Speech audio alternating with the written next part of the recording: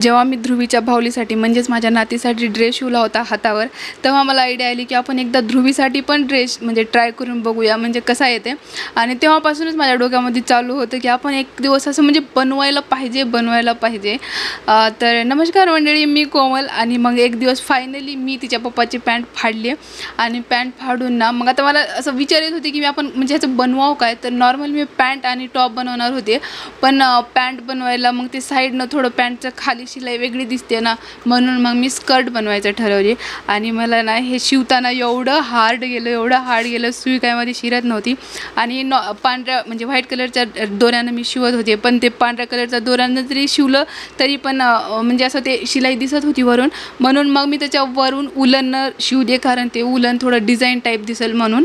मला हे पूर्ण ड्रेस कंप्लीट करायला 3 दिवस लागले. आणि मी त्या स्कर्टमध्ये ना खालून मी पहिलेच हे इलास्टिक आणलेलं होतं, तर ते कमरेच्या ठिकाणी मग इलास्टिक टाकलं. आणि एवढी पाट म्हणजे एवढी बेकार दुखत होती ना, मी रात्री 2 वाजेपर्यंत जागी राहून ड्रेस शिवला होता. आणि दुसऱ्या दिवशी उठून मला कसंही कंप्लीट करायचं होतं. मग मी हे उलनची फुलं बनवली. आणि फुलं बनवताना मला खरंच येत नव्हतं, मी यूट्यूबवर बघून मग शिकली आणि लगेच बनवली. सकाळी मी 5 वाजता उठून हे बनवले होते 7 वाजेपर्यंत.